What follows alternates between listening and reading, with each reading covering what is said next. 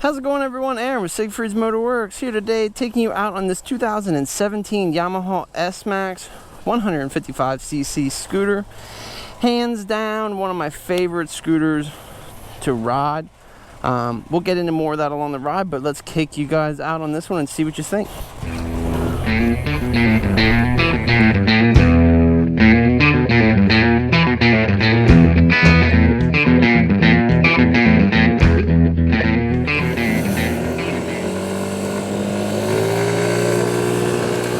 Alright, a couple quick facts for you guys before we get too far into this thing. 14.8 horsepower, 10 foot-pounds of torque.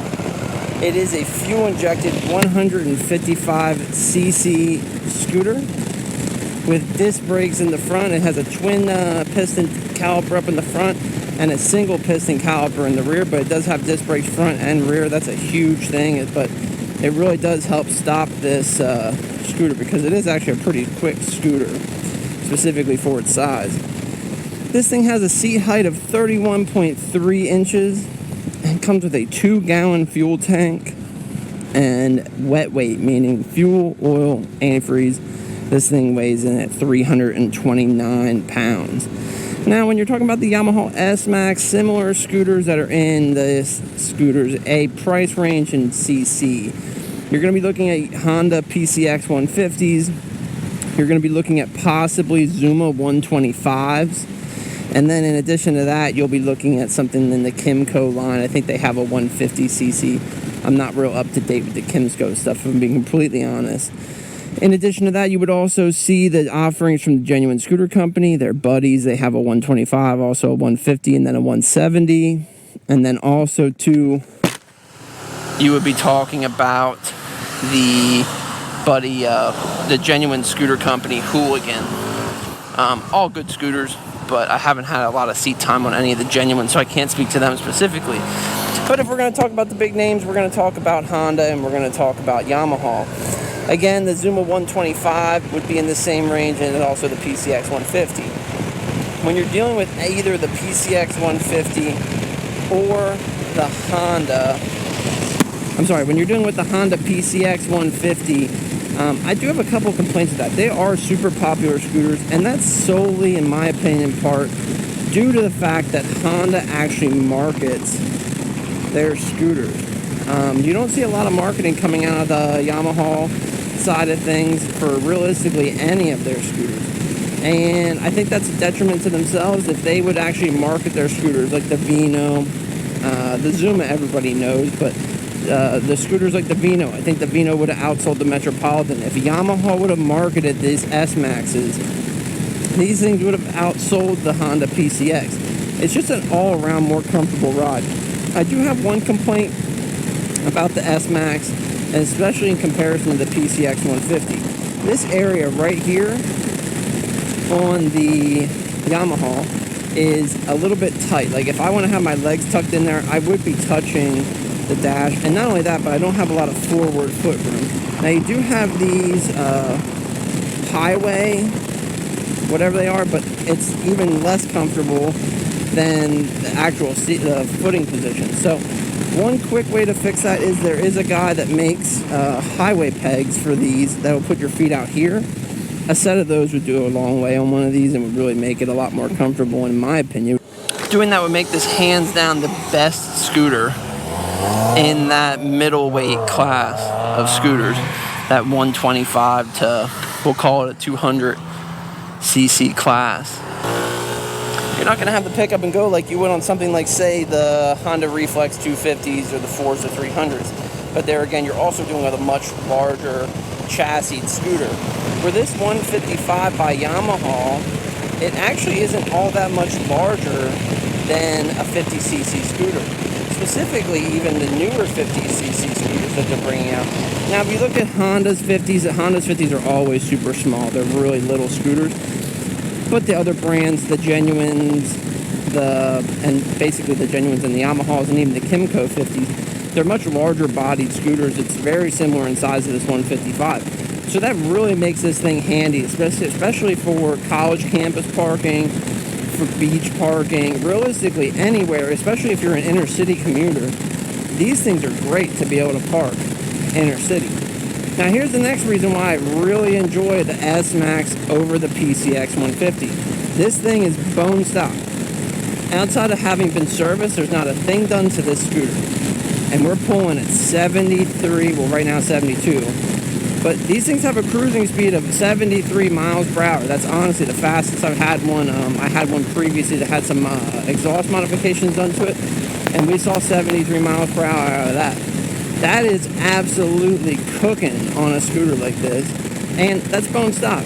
I actually had a customer of mine who had a PCX 150, brand new 2019 PCX 150. I think the first time it came to us, it had just over like 104 miles, something like that on it. And his complaint was that he couldn't get it up to speed. My maximum speed on that scooter, straightaways, even with downhill, I saw bone stock was 63.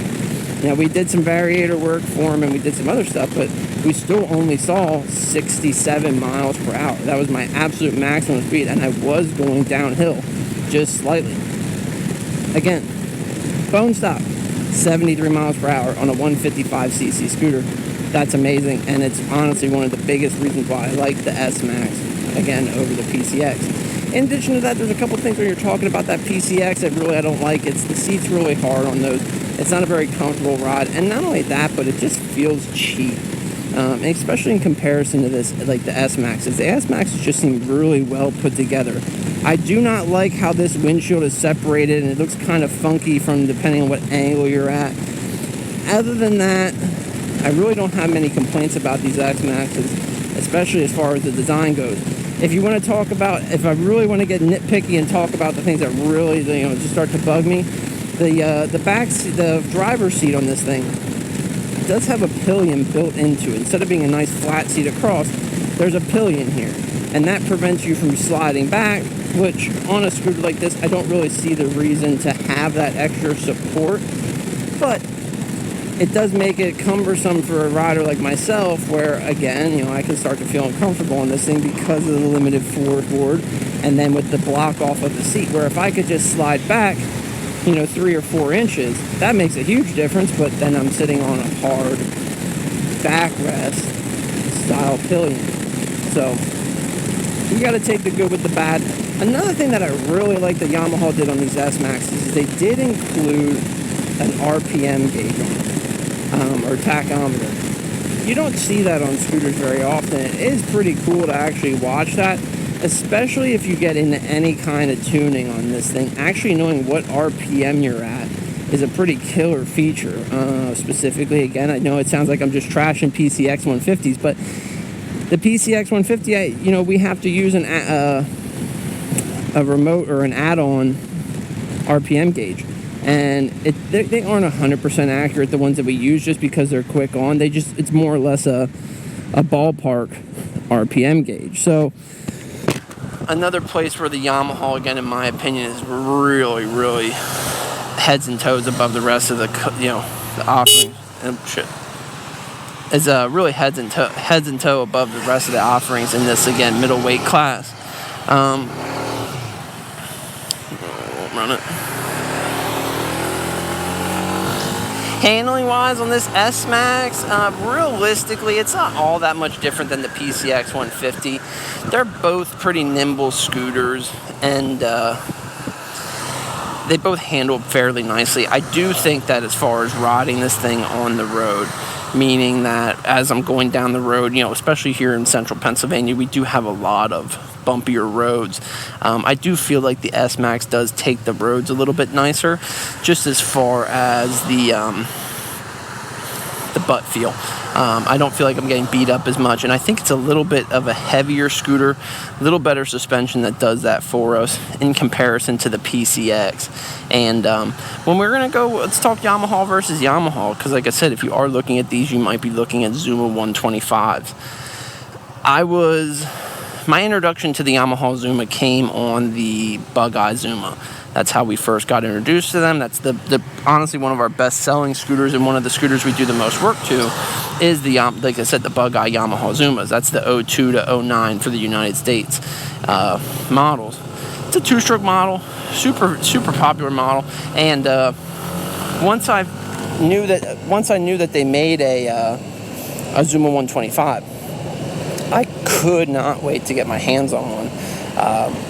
Literally spent hours searching for one that was the right deal, and I ended up getting one and was completely let down by it. Not a very fast scooter. Really, I think a Zuma 125, we'll have to do the comparison in one day, but a Zuma 125 versus a Bug Eye, which is the heavier of the two-stroke 50 Zumas, but a Zuma 125 versus a Bug Eye with a 70cc kit on it, and not even a crazy 70cc kit on it. I'm just talking a mild sport-built 70cc kit.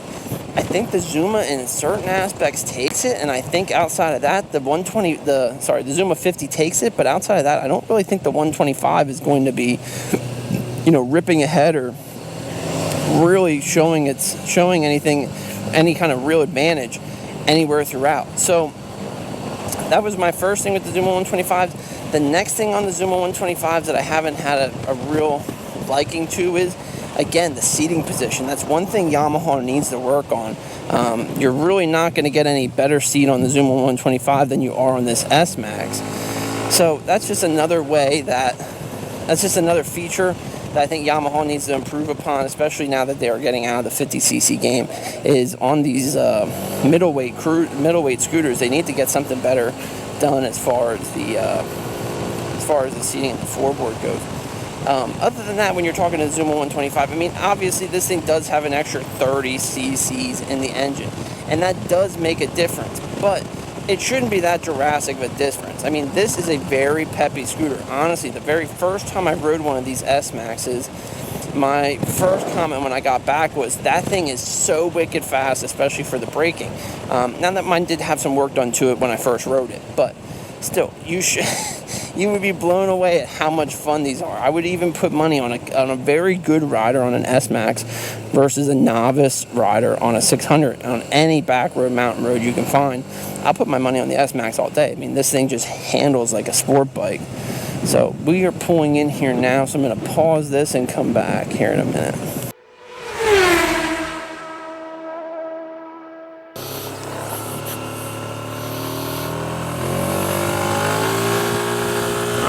But anyways, back at it here. Sorry, just had to run for some parts there.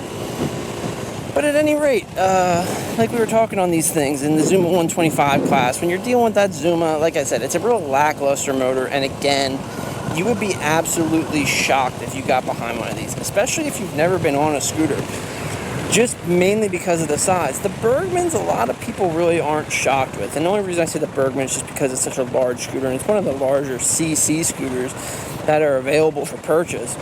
Typically when someone gets off a Bergman for the first time, their comment isn't about the speed, their comment's about the, just the general ride itself and how comfortable it is.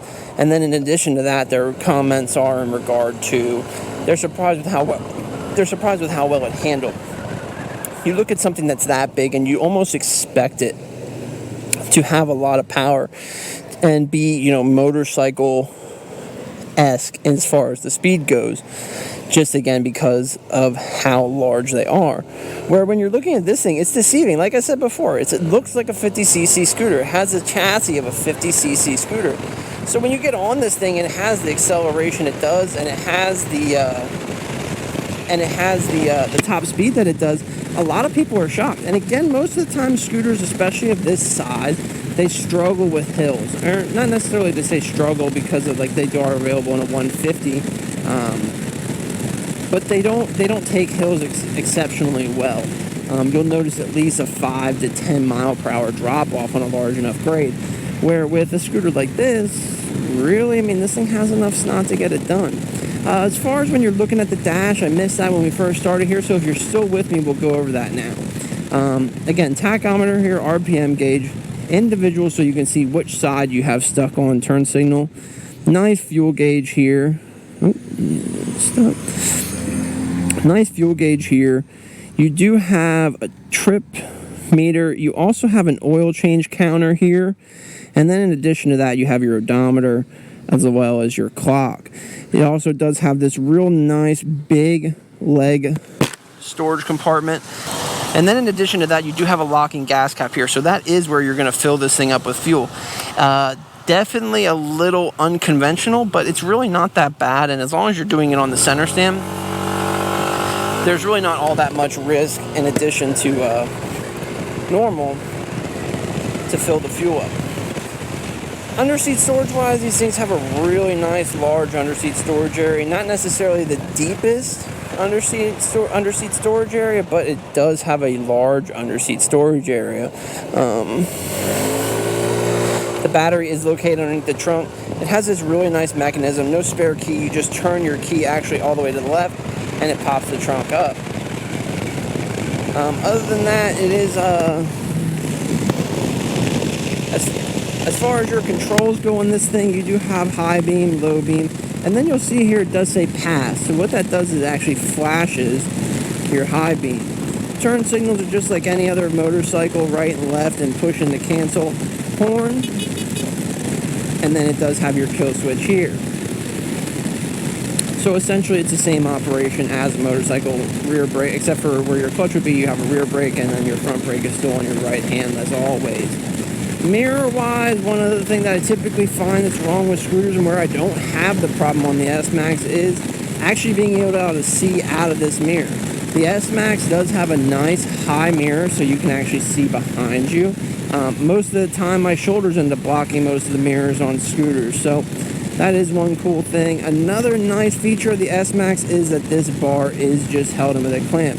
So in the event you ever did want to switch, whether you wanted a lower bar, a higher bar, a straighter bar, any bar variation you want can easily be achieved. You just remove this silver cover here and then it exposes a clamp for your bar so you can switch those out and put whatever kind of bar you're most comfortable with on. As far as purchasing these S-Maxes go, brand new, I want to say these things are in the $3,800 to $3,900 range. I will put that information down here somewhere. If you can see my hand, I'll put that information, what they actually cost, right there. But yeah, like I mean, this is a nice turn here, a nice sport bike-like turn. Takes this thing with ease. Just because of the suspension, because of the seating position, just because Yamaha actually spent the money to figure it out. I mean, notice here, I'm not going to let off the throttle at all to go through this next S turn. And this isn't a real big turn, but it just shows you this scooter does handle really well.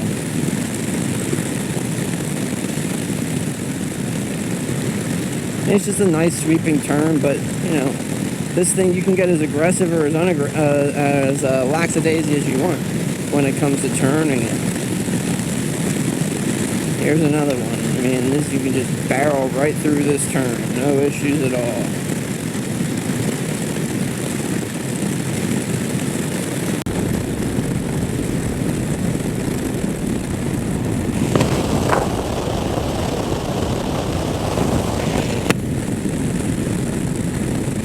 But yeah, back to pricing. As far as the pricing goes on the used market, these things are pretty rare to see in the wild.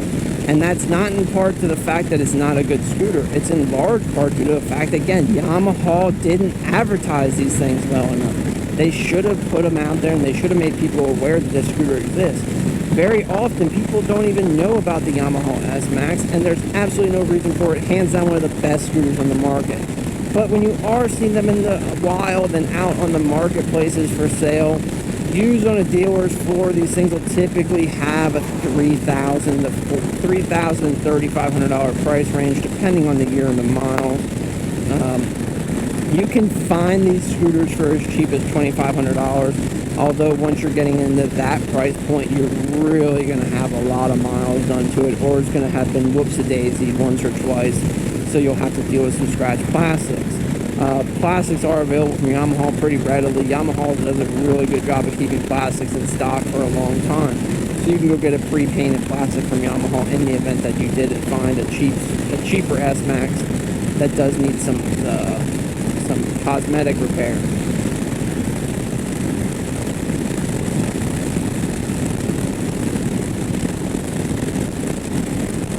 But for $2,000 to $3,500, you're going to be hard-pressed to find a better scooter for sale than that. The only real downfall to the S-Max is the fact that this does require a motorcycle license in most states, almost every state, I think. I don't really know of any state that doesn't require a motorcycle license for this.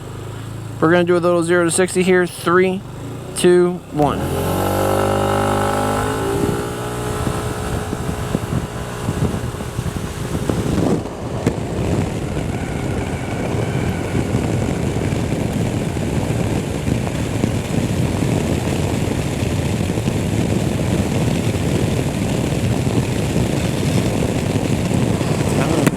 So bear in mind we are fighting a headwind. I know it sounds like a cop out if the number on that countdown, on that 0 to 60 timer says too much. But we are fighting into a headwind. I'm sure you can hear it in my helmet. So maybe a little bit of room for improvement there. There are ways to, launch a scooter, but this isn't my scooter. This is a customer scooter, so I really don't feel it's necessary to abuse his scooter. Just for the sake of YouTube. Just know, it's a pretty snippy little scooter. We'll see if we can get a top speed out of it here too real fast. Because we do have a little bit of a downhill. Maybe we'll be able to see that majestic 74 miles an hour. No, only 72. Maybe 73 if we get some room. 71.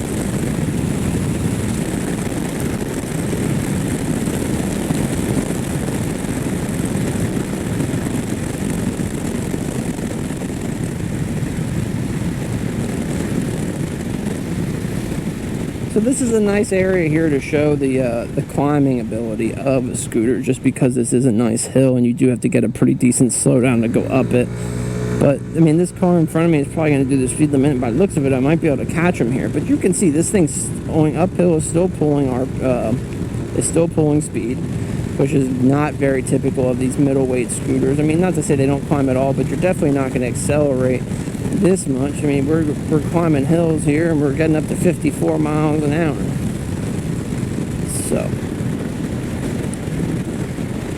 I suppose to wrap things up, we'll show you how the seat works once we get back to the shop here. But suppose to wrap these things up, if you're looking for a 150 to 200cc scooter, again, you're going to be hard pressed to find one that is as good as this, as a Yamaha Smax. This one's not even for sale. This is just a scooter I'm doing a review on because of my love for the Yamaha Smaxes, and because the guy I used to have doing my videos didn't get a video of the last one I had. So I wanted to share my love for the S-Max with you people on YouTube.